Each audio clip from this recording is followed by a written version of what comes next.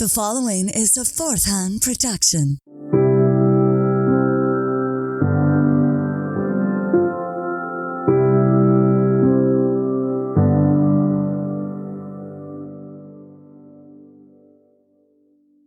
Hey everybody, welcome in and back to Sad Times. It's been, I believe 3 weeks since our last one. Had a trip to Alaska, and there's been lots of travels and everything. But anyway, welcome back in. For those of you who have never watched the show, just give you a little explanation. It is called Sad Times. I bring on somebody every week, and we do talk to that person about what it's like when they're sad, experiences they've had when they were sad, how they acted, how they reacted. I think it's really important that people talk more about this stuff. I know that I'm sad a lot of the time, and I don't know how I come off, and I also don't know how I'm affecting other people. So I think if we could all talk about when we were sad, we'll all feel a little less alone, and we'll maybe just be a bit more empathetic. So that's kind of the show.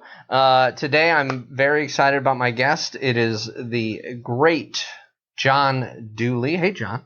Hello. How you doing, buddy? I'm doing good. How long have we known each other now? 18 and a half years-ish? 18 and a half. We met in the spring of 2001. 2001. Yeah. First time I met you, John, I was in the green room, what we call the green room in the comm building, and I was checking the cast list for Gross Indecency, the show that we were in together, and my name was on there, and I was freaking out, and you came in, and you were hammered. Yeah. And you gave me a hug, and I was like, who's that guy? Because your name was on the cast list. And that's how I met John Dooley. Yeah. I want to ask you, before we get into it, I want to ask you a serious question. You and I are both really big Cubs fans. Mm-hmm. We've bonded over that over the years. Do you remember what was in 2015 when we were at the Goose Island and we sat there and watched that fucking no-hitter? Yeah. That was Cole Hamels. Yeah, it was Cole Hamels against Jake Arrieta, and then after that, Arrieta was lights out. Yeah. Gave up that home run to Ryan Howard. Anyway, what has made you the saddest as a Cubs fan? Well, I mean, I think 2003 was it. I mean, that was when people call it like the Bartman game or whatever. There were other things that went into it, but honest to goodness, I didn't know what to do. My dad called me. You know, I had just stopped drinking recently. He called me. That's true, yeah. And he was like, he's like, don't do anything stupid. Don't do anything dumb. There's another game. There's a game 7. Don't do anything stupid. And then I just remember going outside. I called my buddy Pat. You've met Pat Yeah, before. I know Pat, Yeah, sure. he was at the wedding too. Yeah. And I called Pat, and we were on the phone for 20 minutes. No joke. We're on the phone for 20. We didn't say anything. It was just 20 minutes. We're like, yeah, I don't know. I don't know. Yeah, that was the whole conversation. And you sent me a text either the next day or the day of Game 7 saying when they were up 3-1 on the Marlins, you had told me, oh, my God, we're going to do it. And you sent a text saying, I'm sorry I said that. I didn't mean it. I called every one of my closest Cub friends. You were one of them, and I left it, and Al Chepsky's too. I left a message on his machine that said, I was singing, it's beginning to look a lot like Christmas. And I did it to like 6 different people. And then I had to call them all back and say that I was sorry. Yeah. Thinking that if I did that, then somehow they'd win Game 7. Yeah. Because now I apologize to the sports gods. Yeah. You know. Well, that's what we call in the OCD land that I live in. That is called magical thinking. Yeah. And magical thinking is a hell of a thing. I do it every day, all day, but it's really can get a grip on you, especially things like sports. Yeah. Which are so ingrained in us since we were kids, which you grew up around Chicago, is that right? Yeah, I grew up in Vernon Hills, Illinois, which is a town where they built the mall first and the home second. Oh, the mall was first? Well, you got to get the jobs in there, John. Right, yeah. That's Claire's needs people working there. Exactly. Yeah. So, like, that was that kind of gives you a good vibe of, like, what the town was. But there's no, like, downtown Vernon Hills. No, downtown's the middle of the mall, right? Yeah, that's it, yeah. So, you are the youngest of 4, right? Yep. Okay. Yep. So you have 2 older brothers and a sister, right? Yeah, I've got, my brothers are twins, and they're 4 years older than me, and I have a sister who's 2 years older than me. Your brothers look exactly alike. Yes. They are the epitome of identical twins. At your wedding, I was just like, they're the same person. So that was pretty crazy. So what were your parents like? My parents got married very young. Are they religious? Yes, they're very religious. Yeah. My mom was 16 and my dad was 19. When they got married? When they got married. Oh, wow. So my mom was pregnant and my mom had twins at 16. My mom she probably loves the fact that I'm saying all these things. I'm just giving out all the dates for her.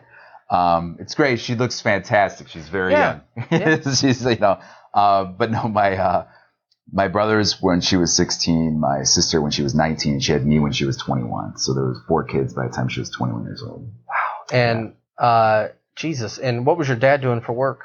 My dad worked at the post office. My dad worked the night shift at the post office, the big distribution center that was in Carroll Stream that moved, and some of them moved to Palatine. So there was one by Triton College right there, that he worked in River Grove for a while. College. Yeah. So 1978 to Go Buccaneers. 2003, he did. 25 years, and the first 15 were nights. He did nights for 15 years doing a flat mail sorter. So the job that everybody talks about where Newman says and the mail keeps coming and it keeps coming, he was the guy hitting the buttons to put them to different zip codes and make sure that everything got to where it was supposed to. And then he would load the trucks. I mean, he was just, that's what he would do. He'd work 60 hours a week and he, did it, but it was a grind on him. I remember when I met your dad, he asked where I was from. I said, Monticello, Illinois. He sat there for a second. He said, 618. Yeah. Because 61856 is our zip code. Yeah. I was like, that's amazing. Yeah. Now, what did your dad do to you said he worked 60 hours a week? Yeah. Yeah. Wow. He would do that quite a bit. So 6 days a week, he'd work, 10-hour days. And what would he do to unwind? He would watch sports or he would work on the house. He didn't have a ton. He had old friends from high school that he would hang out, but he wasn't a big neighborhood friend guy. No. And we talked about this a little bit earlier, but he got sober when I was 2 years old. Uh-huh. And I think because everybody in the neighborhood, you think about the neighborhood you live in, older guys getting together and shooting the shit and drinking beers. He didn't want to be around that. He was like, all right, I got to do this on my own. I got to make sure. So he kind of isolated himself a little bit. When you say on your own, did he do the 12-step? Yeah. He did. Yeah, okay. Yeah. What made him get sober? Well, my mom was going to leave him. My mom was going to take off. So the night I was born, man, I hope my parents aren't seeing this. But the night I was born, oh man. So how do I word this? Well, I don't know. There were some things that took place. Okay. My dad made some bad decisions, and that was one of the things that was the end of the road. It's funny when my dad tells the story. It's if you hear it, you're like, oh, that's it. Yeah, that was it. He had that one last moment, and then he gets sober. But no, he went out for another year, and we were living with my grandparents at the time. And my mom was like, I can't do this anymore. Either you got to get your shit together, or I'm out of here. And so he was like, all right. And they were about to let him go from the post office. We're you got to shoot 2 people to get fired from the post office. You can't, you get one, the union helps you, puts you on probation for a little bit. You got to get the second person down and then they fire you. So he, when that happened, he told me the story of that recently about how his union rep essentially saved his job. And, and he decided to start going to meetings and get his stuff together, and then he put it together. But once he did, everything was very regimented.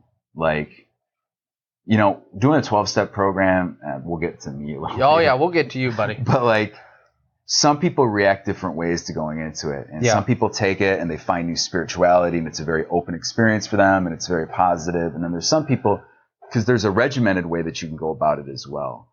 And my dad, he was it was almost like he was trying to make up for lost time.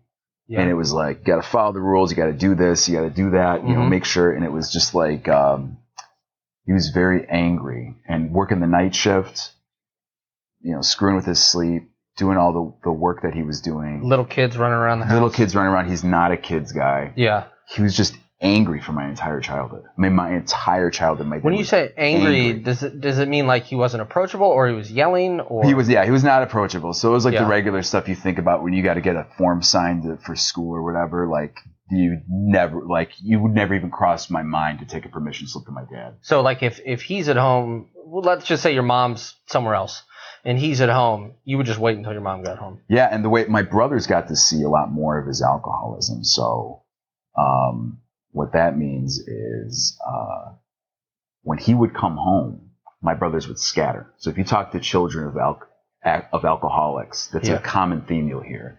Because when he would come home, they didn't know which dad was going to show up, what type of, my dad had been drinking. They didn't know who was there. Yeah. So my brothers, to the time my brothers were like 20, in their 20s, they would hear the door open when my dad came home. They'd run into their room. And he'd been sober for like 15 years by the time. And it was just, and I picked it up from them. So whenever he did it, I just, went into my room. And then that's where I didn't want to bother him. And then once he got off nights, he wanted to change. He just completely changed. He wanted to be my baseball coach, and he wanted to do all these things. And he became a very active, and he was a fantastic dad. But a lot of that time, up until I was like 13, a lot of the stuff had already been done in my head. Like, wait, I'm sorry. You mean done to you because of your relationship with him? So like done emotionally? Do you mean emotionally? Yeah. So what do you mean by that? Like, just the fear. I mean, just fear of your dad. The constant fear that was there. And, how were you punished? I mean, it wasn't like we were. No, you weren't beat or anything, right? But I mean, we would get hit. I mean, we would smack pretty hard, or my dad was yelling constantly. My parents were fighting every single day. Yeah.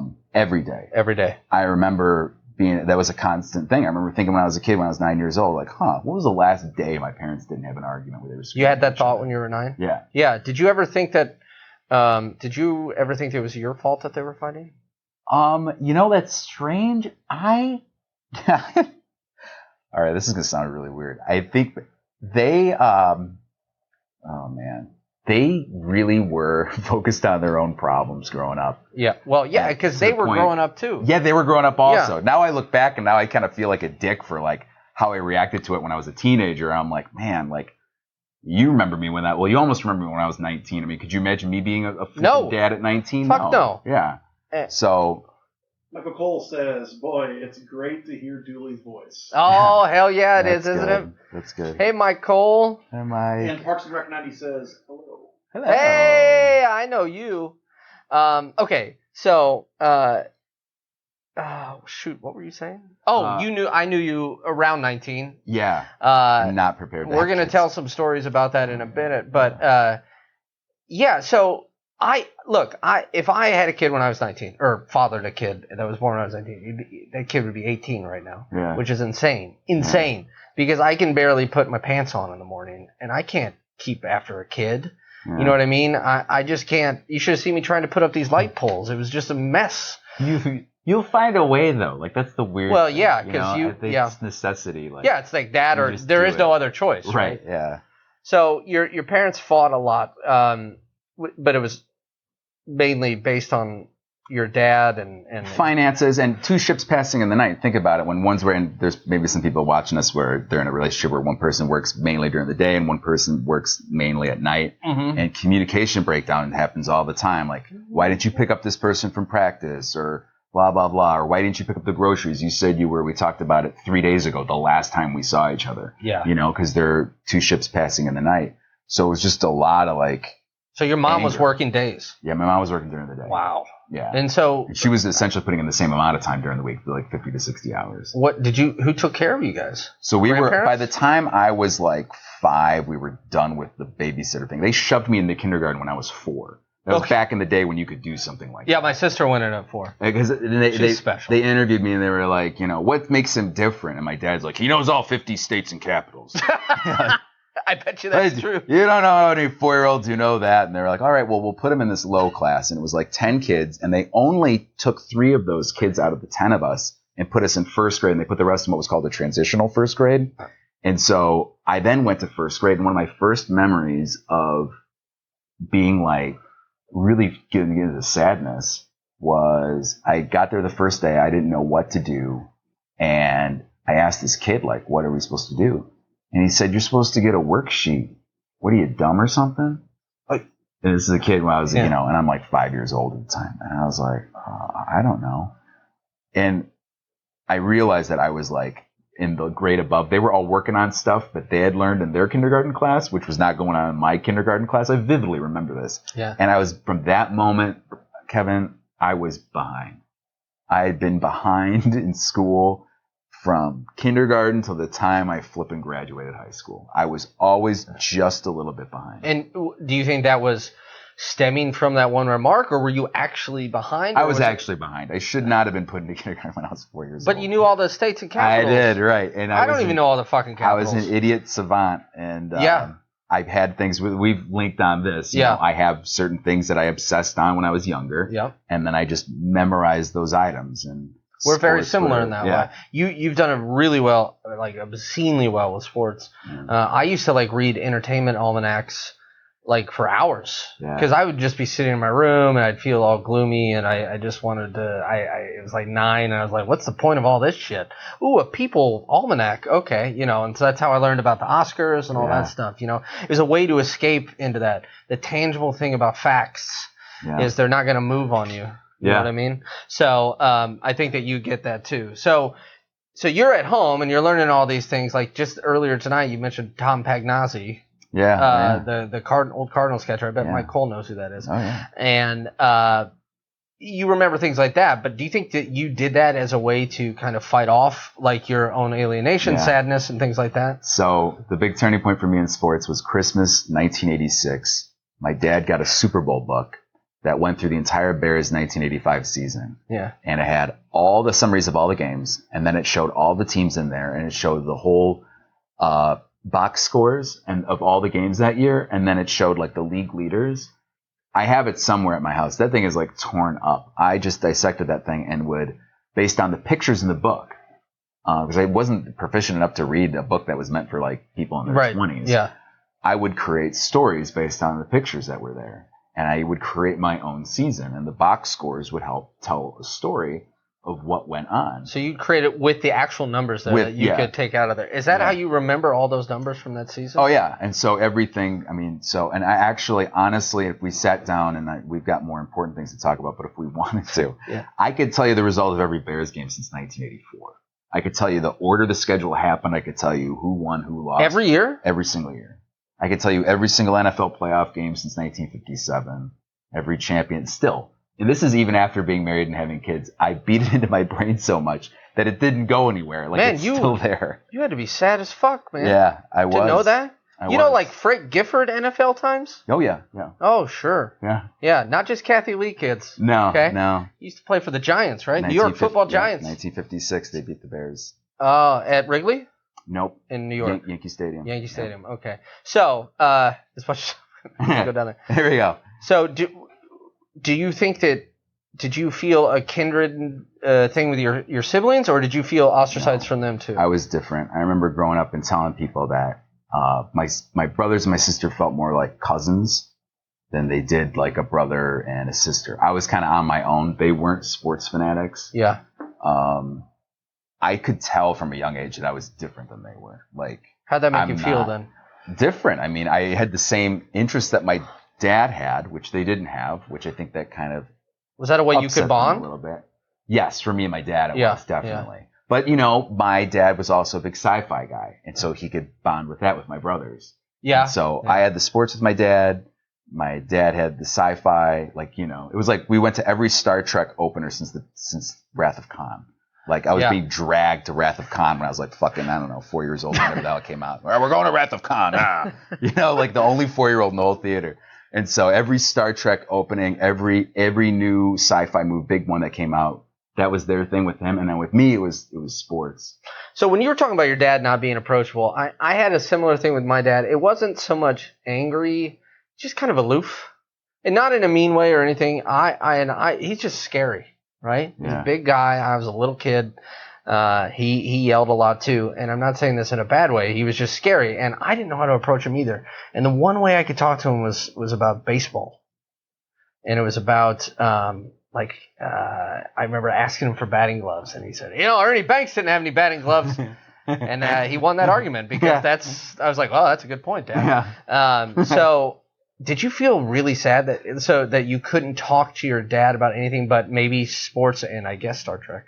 Yeah, a little bit. That was kind of, but he would always want to give me life lessons in the car. So like he would want to share stuff with me. I was kind of afraid because of sometimes how he lashed back for me to share stuff with him. Flashback, what do you mean? Like if you said something wrong? Yeah.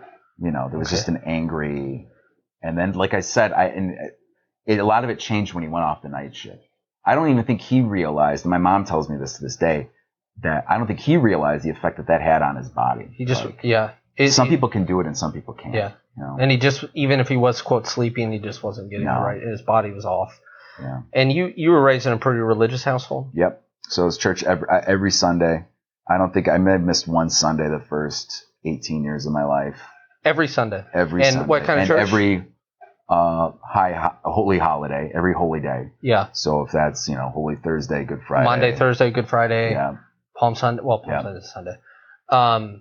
So, yeah, I grew up in the Catholic Church, but I grew up in the traditional wing of the Catholic Church. I call it the Church of Mel Gibson. Oh, like pre-Vatican II type stuff? Yeah. So. Really? Yeah. So you do like that, the Church of Mel Gibson. Yeah. So it's it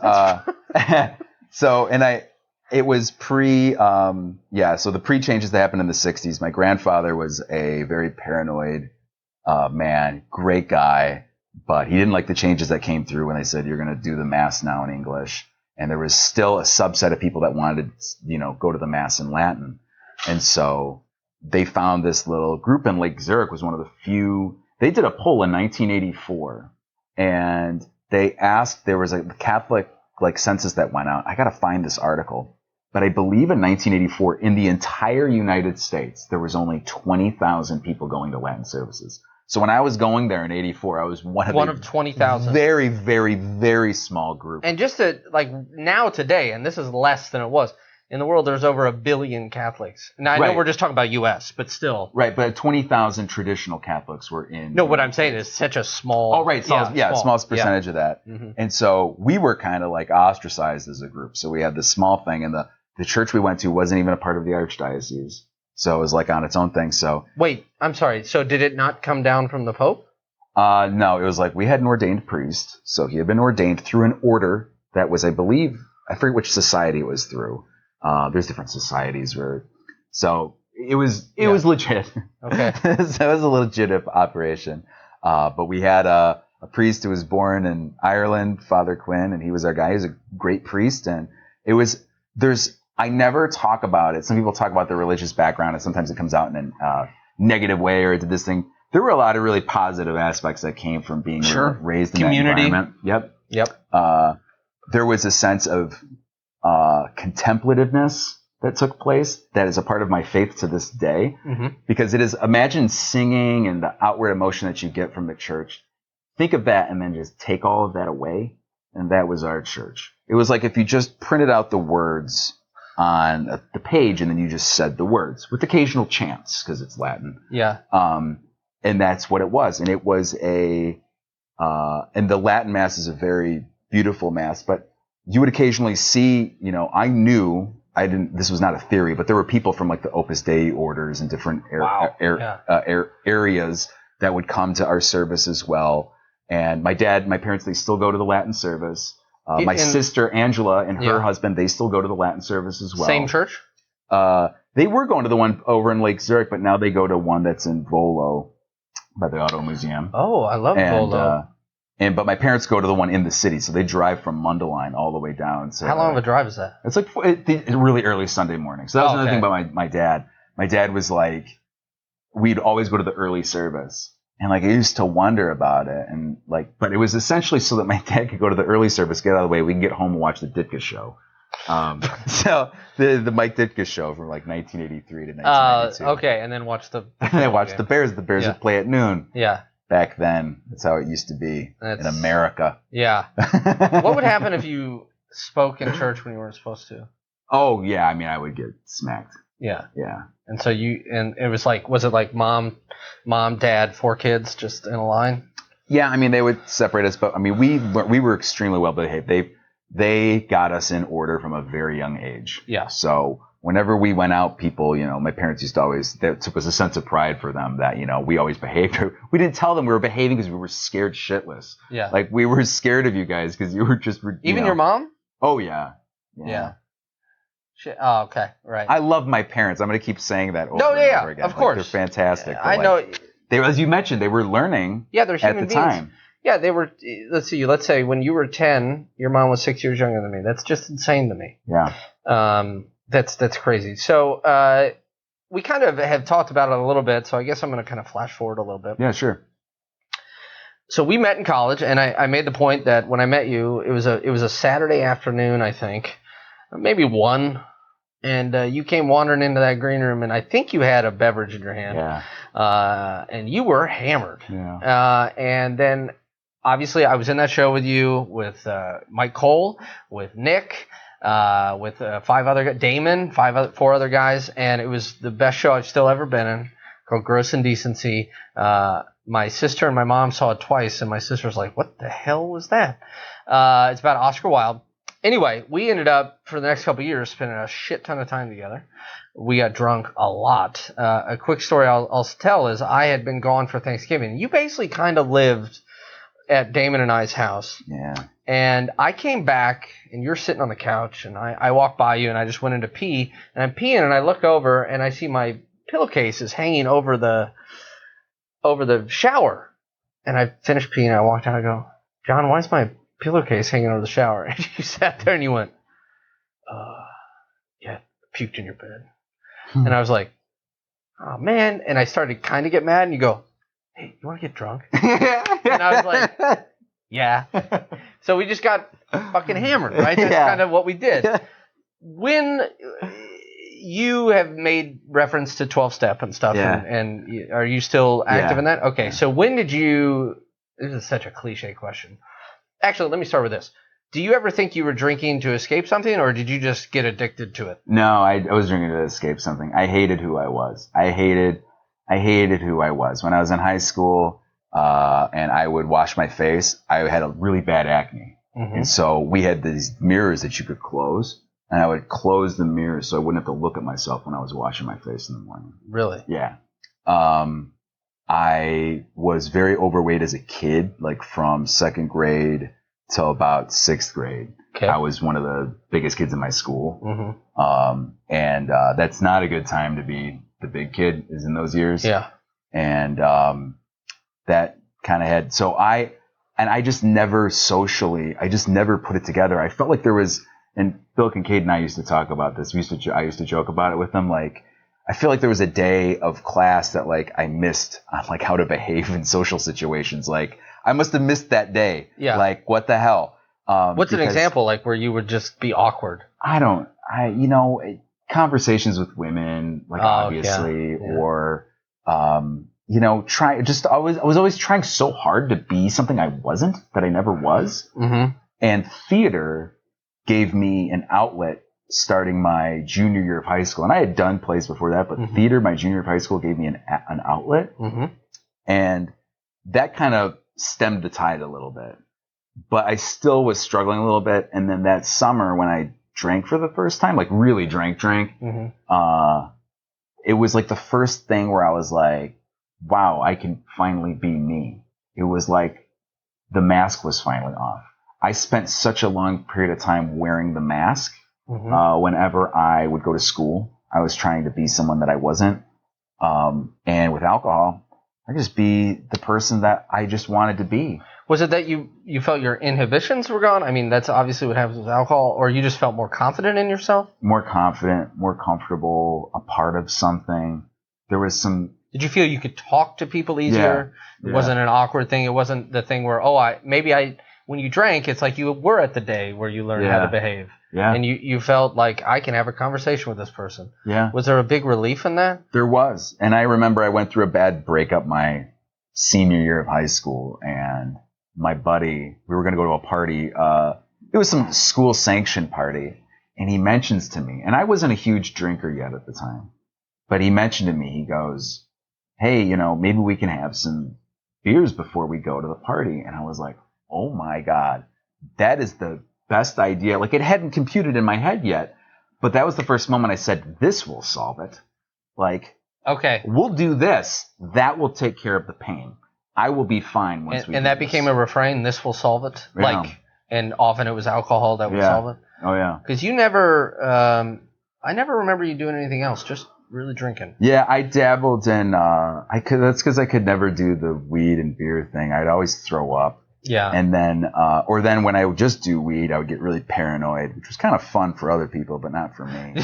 But then I got involved with like speed, and I started. I went on a binge, a speed, like it was almost like a Brady Bunch or the Michael J. Fox Family Ties. Yeah. I had like a 1 week where I was doing speed, and I got a lot clean. Yeah, sure. I cleaned a lot, and I watched a lot of the Weather Channel.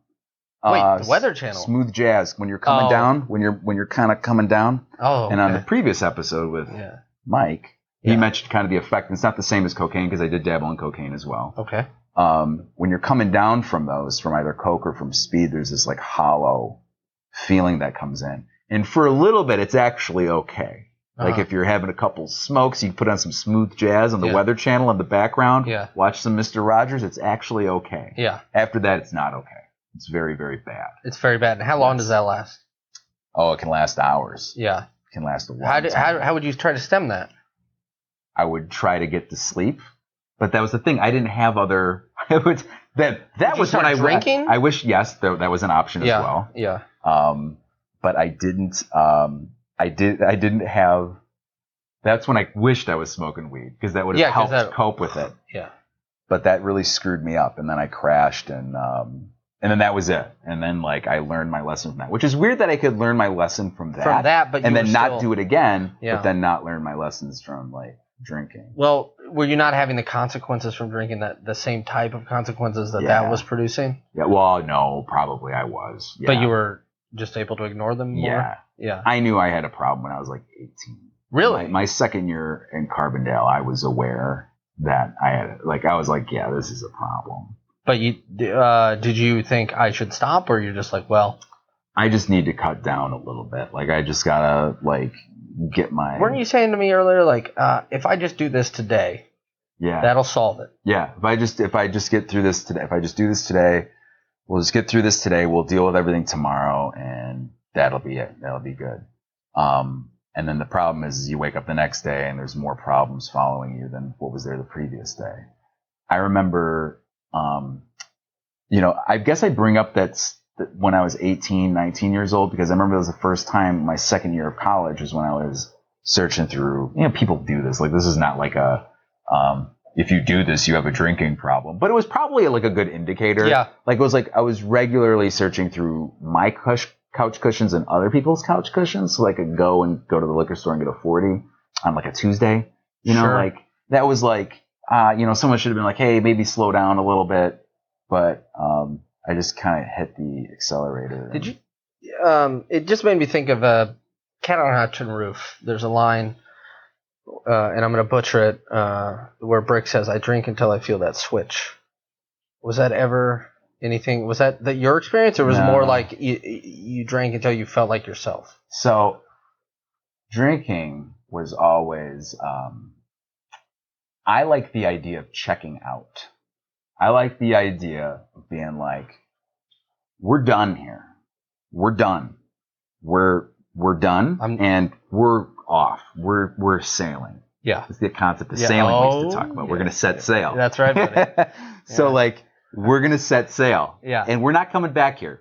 We'll come back when we come back. If we run into another island, we run into another island. The idea of just taking off and leaving all your worries behind. Yeah. That's what I started getting addicted to. And then that was a constant. And then I was constantly leaving shore. Yeah, you were like Tom Hanks in Castaway there for a while. Yeah. So I remember when you, and I might be remembering this wrong, my junior year, so your senior year, this is when we really hung out a lot. When I lived with Damon, you kind of lived with us. One time you went out drinking, and then the next day I saw you again. You had bruises. Yeah. And you didn't remember where you got the bruises. Well, here's what happened: is you gave me $6. It was my birthday. I only gave you $6. You gave me $6 with specific instructions. That was all you had. Oh, okay. You gave me $6 and you said, Dooley, go to the liquor store. Why don't we each get a Mad Dog 2020 and we'll just sit on the outside and we'll just drink and outside of our apartment. Because it was still my birthday technically, and so I had drank the previous night to celebrate my birthday, but it was still my birthday and I wanted to keep drinking. We had just gotten back from a rehearsal. I said sure, so I got in my car. I drove to Pix. Yeah. And I got there and I reached in my pocket. My ID wasn't there, and I'm like, oh my god, you've got to be kidding me. And so the guy there, of course, is like, I can't sell you without an ID. So I walked down to meet these buddies that I knew from my freshman year. I said, guys, you're not going to believe this, but it's my birthday. And I said the wrong thing, and I forgot my ID. They said, oh, Dooley, it's your birthday. So they grabbed me. They took me. They said, you're not buying anything. And so then they grabbed my stuff. This is like right around when cell phones just started. Yeah, I didn't have a cell phone. So I didn't have the best way to contact, and then I was gone. And then one of my biggest memories that I remember is from that night. That was at night. After that day, I said I'm going to stop drinking, which wasn't the truth, but I was one of the first times I said it. That night, so the buddies I lived with, they had a guy who lived in the reserves. They were all actually in the reserves, and they would report sometimes to do their testing or whatever the hell it was. I don't know how that works. But it was a Monday morning. And so everything's quiet in Lewis Park, right? It's this apartment of 3 people. Yeah. And this guy comes down and he's decked out in his military garb, right? He's ripped. And my buddies all went to sleep after getting me a stripper for a lap dance at 12:30 in the morning. They're punching my arm. That's where the bruises came from for my birthday. They go to bed at 3. It's 5:30, and this is where what it was turning into is that I would still be drinking at up to 7, 8 o'clock. Yeah. And at 5:30, these guys come downstairs, and this one guy came downstairs, and he looked at me, and I had just been in their fridge, and I took out a box of wine and a bucket of fried chicken, and I had a box of Franzia right on my leg, and I had the bucket of chicken right here, and he looks at me. This dude's ripped. Right, he's the guy. I don't know. He must bench 300 pounds, right? And I got the fucking chicken right here. And I'm looking at him, and he looked at me. I got crumbs all over my I got all over my shirt. And he looks at me. And he looked at me, Kevin. He looked at me like, "You're the biggest piece of shit I've seen in my life." And he goes, I remember him saying something like, "Are you having fun?" I was like, "Oh yeah," and I said something just having some chicken. and he goes, "All right.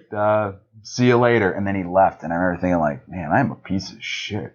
I put the chicken back and put I was by myself. I drank. Everybody had passed out. This was in their apartment. In their apartment. Mm-hmm. And so I take off. And that was one of the few times that I remember because I prided myself in drinking and not blacking out. And that was one of the times that I don't remember getting home. And I remember seeing Nate Kincaid out on the dock at McLeod and being like, I can't do this anymore. That was the first time that I saw that. Okay. So I remember because your 21st birthday, you came to the green room. It was a school day. Yeah. And people hung out in the green room between classes, and you came in at about 11 a.m. and you had a bag. It was an athletic bag. Yeah, and you had a bunch of beers in it. You were just drinking beer in the green room. I was with Goforth the night before. We went to Pix. And he said, "What are you going to do for your 21st birthday?" I said, "I'm going to do the most trash thing I can think of, and that's get a cube of Red Dog." Oh, it was Red Dog? Okay. A cube of Red Dog, a pack of Marlboro Reds, and I'm going to put it on my credit card. And the lady looked at me when I did, "Why are you doing this?" I'm like, "It's just something I got to do for my 21st birthday." I had just drawn it up on my mind. So, and then when that guy said that to you, you saw Nate, and you said, "I got this." What type of shame were you feeling? Pretty high. Yeah. I was given a lot of money. This is another side thing. I was given a lot of money with the idea that the money would easily last me the year. I was given, I believe it was $5,000. And I was renting a room for $100 a month at the time. That woman's place. The Psycho. That place was intense. When Damon and I went over there one night when you were at our place, she had left a note for the robber. Yeah. And we went in there, and of course ESPN was still on, blaring. Yeah. Even though you were at our house. Anyway, go ahead. Yeah. And so I had drank all that. And I wish I could say, it would be easier to spend it if I was doing drugs, but like it's tough to be. Carbondale does not cost a lot of money for those of you that aren't aware. It's a town that it's very cheap to live in. And I had spent it by mid-October. It took me a month and a half. You spent $5,000 in a month and a half? Yeah.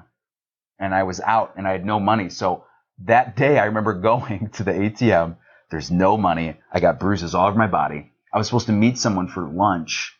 Lori had set up this meeting for me with this actor to meet at lunch or whatever. I missed it. I slept over it. I go in, and then that's when I met flippin', what the heck? James Shuffler? No, shut up. I don't know. When flippin' teacher, play analysis. David Rush. Not David Rush, the husband of... Wayne. Wayne. Yeah. And, so this is our professor of playwriting's husband. Go ahead. No, not Wayne. Flippin' Ann Fletcher's husband. Oh, Blair Beasley. Blair Beasley. Yeah. My God, what the hell? So anyway, Blair, I go up to Blair right after that. And he had been in 12-step for a while. Yeah, he had done that for a while. And I went up to Blair and I went up to him, I said, I don't know how to say this, but like, I think I might have a problem drinking. And he goes, yeah. And I was like, I haven't told you anything. Like, I didn't tell you what's going on. He's like, I had a hunch. He's like, well, we would remember he was the first class of the day that semester. Yep. I would walk in like after, it started and probably still smelled, and he probably didn't think that was neat. But one time we went to that class, Damon and I did, when you were sleeping on our couch, and you skipped it. We came back, you were drinking. This was still in the morning, and you said, by the way, I used one of your toothbrushes. Oh. And we both went, well, which one? And you're like, I don't remember. So we threw both our toothbrushes out. Sorry, There's a lot of those moments. I mean, that whole other episode is really, really dumb stuff that I did. Yeah. I mean, so you came up to him. You said, "I think I have a problem." He said, "Yeah." Yeah. And then he showed me a list of like, you can go to these meetings, and I was like, oh, that sounds good. And then I didn't go. Okay. I just was like, I can do this by myself. So I had like a month, and then Thanksgiving I came back and I started going right back at it again. And then things really accelerated in a very short amount of time. Mm-hmm. And do you know why? Were you feeling worse? Were you feeling shameful that you'd spent all that money? No, I think I just I had actually gotten some jobs. I was doing some jobs. Is this when you were delivering the papers at like 3 in the morning? Yeah, I was delivering the newspapers. Yeah, that was crazy. That was when you came over one night before that, and you had the goal of drinking a 6-pack without removing a can from the rings. Yeah. And you did it. I did. Yeah. It's a great thing. But yeah, we had to get you up at like 3 in the morning because you had to go and throw those papers or wrap them or whatever. Anyway. So I did that, and then it just all came to a head. I mean, I had physical withdrawals earlier that year. You mean like shaking? Shaking. Okay. Labor Day of 2002, which was probably should have been the first indicator, like, because that was like I always had this list of stuff like, well, I mean, if I got somewhere to sleep and like, I'm okay, like as long as I got some money. And I started shaking that day. I was driving around town. I'm like, what the hell's going on? I hadn't thought about the fact that I essentially had drank for 18 straight days. I mean, I had drank. Not like, I drank, and then I had a sandwich, and then I went out with some friends, and we watched a game, and then I started drinking the next day. I mean, I had been drinking for 18 straight days. And it started in Minnesota. It was a 2-state affair. Yeah. It started in Minnesota for about 6 days, and then went to Carbondale for about 12 days. I made a 14-hour drive during that period, where I started hallucinating at the end of it. And then I walked in on David. Did I tell you about this? Oh, what he was... He was doing pull-ups. Yeah. He's doing pull-ups with a bandana. Yeah. He's like pull-ups. He's listening to like, I don't know, Curtis Mayfield or whatever that was. And he's like, he turns around, he looks at me, he goes, oh, well, hello. I was like, hello. Hi, what's going on? And then that started off another thing. Anyway, so getting to that. Anyways, all that stuff. How did it come to a head? What happened? I got a DUI. I had been drinking for about, I think it was like 14 straight hours. And I drank this is a lot. So they give you those wheels that say how much you drank based on like what you blew or whatever if you go to like one of those things. I'm not on the wheel. Like that day is not on the wheel. You can't get it on the wheel. It's off the wheel. Yeah, it's off the wheel. Okay. I drank a fifth of gin and 12 bottles of beer. So that's something that happened. So that was what was like at the end.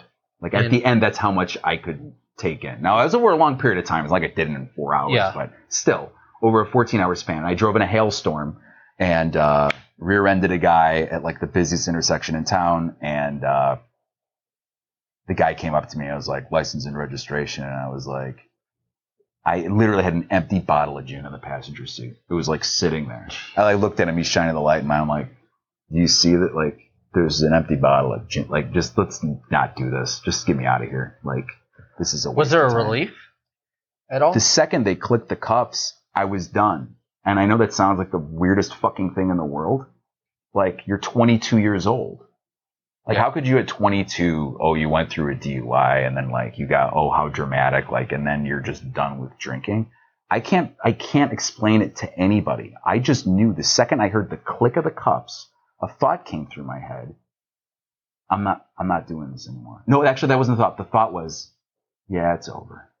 That was the thought. The actual words in my head. Yeah, it's over.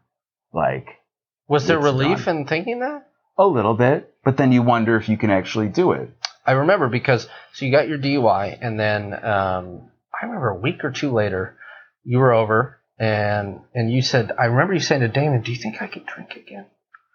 Because I can't imagine how hard that was. Now, did you start going to 12-step immediately? Yeah. Yeah. Yeah, but not a ton, though. I would only go once or twice a week. And they say, like, you should probably go every day. It's like 90 and 90, right? Yeah. And then what kind of ramped it up for me to kind of deal with because there was a depression that came with it, too. Like, I went through a depression and dealt with kind of dealing with almost the death of drinking. And I was dealing with legal stuff at the time because I destroyed 2 cars. I destroyed a bunch of public property, and I had blown pretty high. So I was going to be put into these different like classes or whatever. I was viewed as a high risk drinker, and I was worried. I was like, I don't know what I'm gonna do. And I had to move to New York. I was going to be in Ithaca when you were in Cortland at the time. Yeah. No, maybe it was right before you got to Cortland. I think. No, I did you Cortland 2 summers. Okay. Yeah. So I went, and so I had to go to a new area and be around 25, like 20-year-olds for a summer. A summer stock. Now, anybody who has never done summer theater, it's just an orgy of drinking and fucking. Yeah. Yeah. And so I was like, how the hell am I going to do this? So I started going to meetings there, and I would like not have my dinner. I would not have my lunch. I would use my dinner or my lunch to go to the meeting. And then I would live on like the donuts that were at the meeting and drink coffee and smoke cigarettes. And like, that was it. Like, when you say you dealt with the death of drinking, was that sad? Was that hard? Well, there was a little bit of relief, but then I can't explain it. Like, I couldn't do it anymore. There was there was such a heavy weight to my drinking. It was like wearing a heavy coat. Like, so I talked about all the relief that drinking brought me. Yeah. But at the same time, it was like I was dragging a weight with me at the same time. I don't know if that makes sense. No, of course it does. Yeah. Like, I was getting away from it, but I still had the chain on my foot, you know? And is that the moment you woke up and you were sober? It was just like crushing down on you. I remember a couple years later, I was on tour, and it was just me and one other person. And I was 22 at the time, and she was a religious person. She did not drink, and she didn't like books. And it was, I was very mean. I was an asshole. I teased her a lot, that type of stuff. I drank a lot on that tour. She did not. We still bonded because if you're on tour with one other person, you kind of look out for each other. And but I texted you one day, and I said, it was something along the lines of, when did you know you had to stop drinking or something? What was it? And you talked to me about how with alcohol you never had any hope. Yeah. And that hit me really hard because I thought maybe I had a problem. And maybe I did. I don't know. I was drinking NyQuil at night just to go to sleep. I was so fucking lonely, and I was so mean to that person. And we still talk every once in a while. But she was always sober, right? Of course. And she had broken her neck in an accident. Totally fine. She could still walk and everything. But she would get pain every once in a while. So she'd take like a half a Vicodin. But since she never did any drugs or drank or anything, she'd get really loopy. Yeah. And one day I'm driving, you do all the driving, drive about 10 hours a day driving, and she's got the Vicodin, and her head is literally doing this because she's like out of it, And she looks at me, she goes, I guess you're okay. And then she passed out. But I felt a similar, like, I'm in the same hotel rooms every night. I'm going to drink. I drank a lot of gin at that time, and then to go to sleep, I'd drink some NyQuil because that's what, quote, knocked me out. You know what I mean? Yeah. So I think it was similar, and that's when I reached out to you, and you said that thing about hope, and that made a lot of sense to me. Yeah. And I thought that was really poignant. Yeah. I there was a definite, like, ability to, like, I don't know, breathe a little easier. But the 12-step program helped out a lot, clean a lot of the stuff that we talked about from my childhood that was kind of driving a lot of the fear. Okay, so like your acceptance of yourself. Yeah. And like being able to be okay with me. And at some point in that, I'd say about 5 years after getting sober, I remember I was sitting at a meeting and I was like, I feel like this is me. Because they used to always talk about, one thing they talk about going to those meetings, they talk about authenticity. Like, to be authentic, what does that mean? Mm-hmm. And I used to hear that word and be like, damn, that sounds great. Wouldn't that be great to be authentic? Because I wasn't. I was wearing that mask that I was talking about earlier. So I could put the mask on, and then I talked about alcohol giving me the ability to kind of take it off. But then something screwy happened as I got older. When I got to 19, 20, 21, I learned how to drink with the mask on and the mask off, and with a different mask. And I could be whoever the hell you wanted me to be. Whatever you wanted me to be, I could be. Did that cause a different type of anxiety? Like now you're drinking a lot, but you're around people and you're like, I need to be this John. Yeah. I had different groups of friends I could play the different role that you wanted me to be. And it was at that point that the two places that I felt the most comfortable, and it got to the point where that was comfortable for me. Okay. That was my norm. Yeah. And the other norm was when I was on stage doing a show. Mm-hmm. So when I could be something else and play the role, mm-hmm. that was where my peace was. And anything else where you had to like see who I was or like talk to me, that was like, oh shit, like I can't deal with it. Yeah. So, and you've, since the night that they clicked, you have not had a drink, right? Right. It was February 15th, 2003, right? Yeah. That's amazing. Yeah. 16 years. Yeah. Wow. You're lasting longer than my parents' marriage. Yeah. Great job. So speaking of marriage, you had mentioned earlier you got married. Yes. You got married in 2007, right? Yeah. And you had 2 kids? Yeah. How long were you guys married? We were married from 2007 till we separated in August of 2013. And then the divorce, I think, was final in July of 14. I actually don't know the final divorce date because I always viewed the separation date as like, that was really the day. Yeah. August 3rd of 13. August 3rd of 13. Yeah. That was 13 days before I got back from India. Oh, crazy. Yeah. Huh. So I talked to you a little bit after the separation and then through the divorce. But I know that you had other friends that you were talking to all the time. Yeah. And you leaned on them pretty hard. So my question for you is, did you feel responsible for the divorce? Did you feel angry? I'm sure you did. Yeah, I did feel responsible for the divorce. I wasn't the best dad that I could be. And what I mean by that is that, I just wasn't the best. I was a good dad. I'm very hard on myself, but, no, you're a great dad. We weren't looking, that's how I felt at the time. So I'm talking like John, how he felt in 2013. Yeah. I look back on it now and like, honestly, we weren't right for each other. Like, I can't explain. Like, I used to wonder how could people get married and be with each other for a long time, have kids, and know that they weren't right for one another. Like, But you thought it was the right move. I thought it was. I thought it was the right thing. Did you feel like a failure with the divorce? Yeah, especially as a Catholic, growing up as a Catholic, where divorce is like a no-no, especially in the traditional wing of the church. The Mel Gibson wing. Yeah, it was like, a no-no, and I felt like a total failure. We had been raised that divorce is not an option. You just stick it out. You stick it out. And my ex just had it. She'd had enough of what was she just dealing with it. What do you mean by dealing with it? I dealt with I had some bad depressive episodes, and I also would during these episodes I would get like violent, not with her. So I never got violent with her. Sure. But she would be upstairs and she would hear like plates being thrown on the floor. I'd flip it because of something stupid like I missed a bill payment or something. And you were just so angry. I would lose my mind. Like this would happen like once every like 6 to 12 months. Like I would just I would lose my mind. And so one time it happened. She says, "We got to go see a neurologist," because she thought it was something wrong. Like something's got to be wrong. Like you can't just be reacting to these things.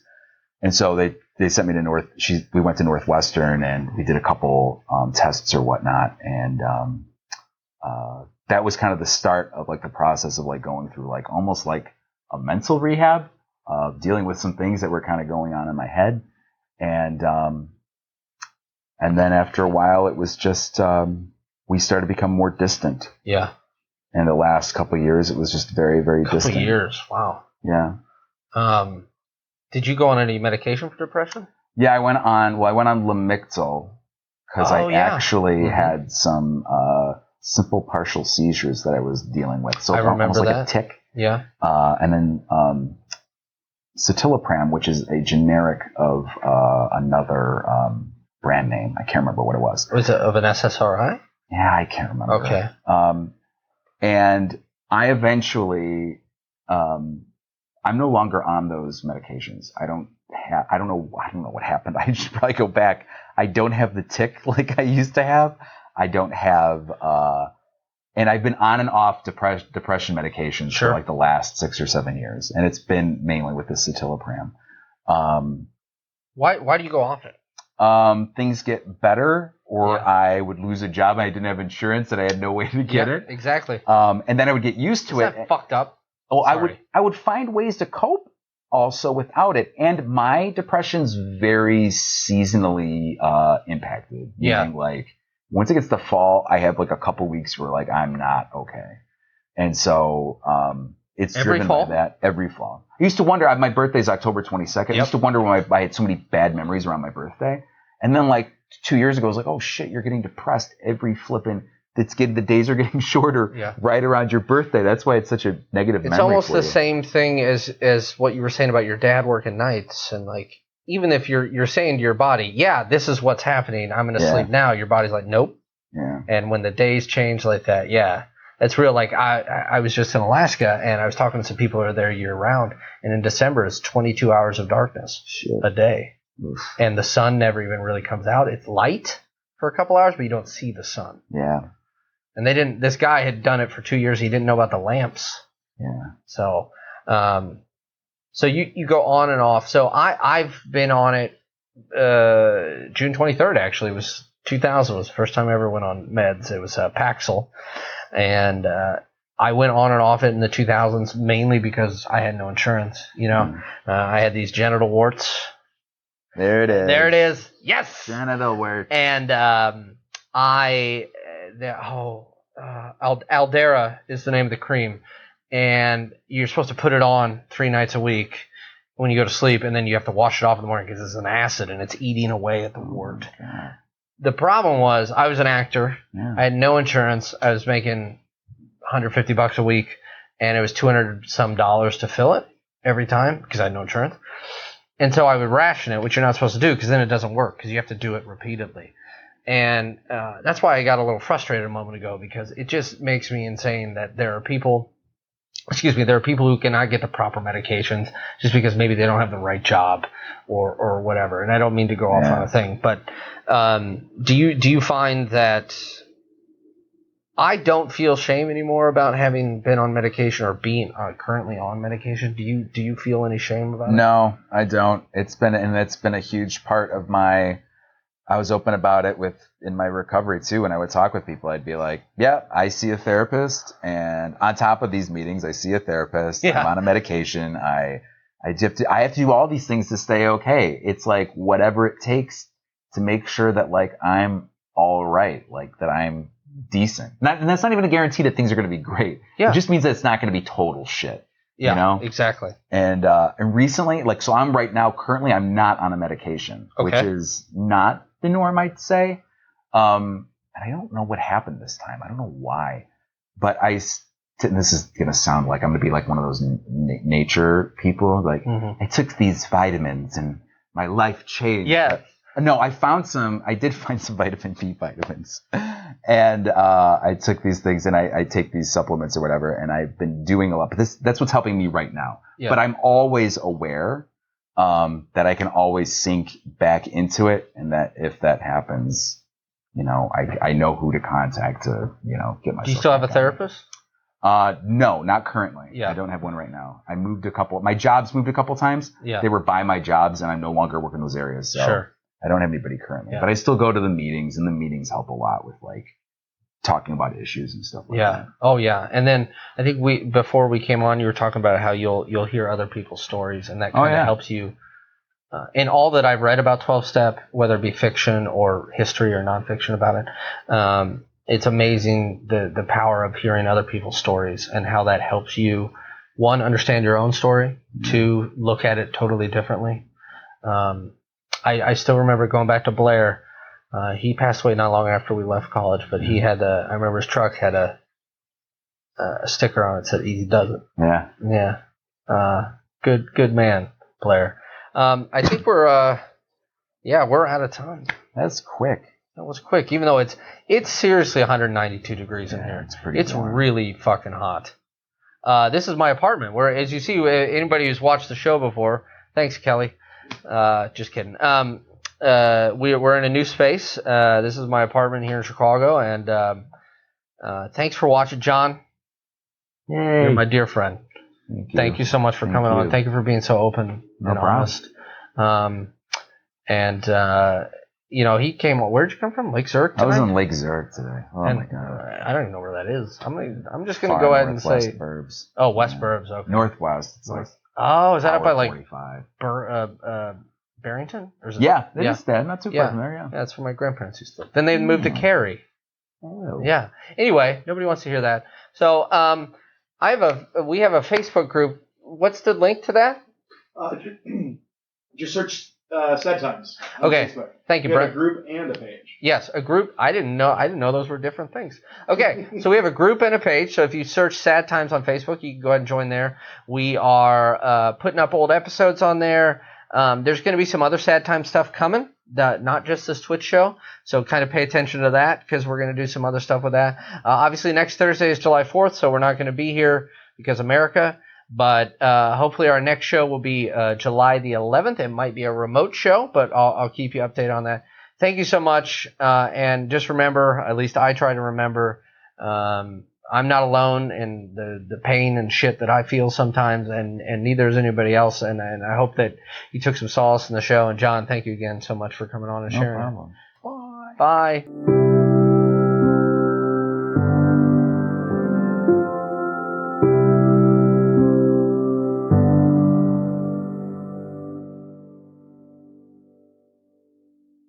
You've been listening to a Fourth Hand Joint.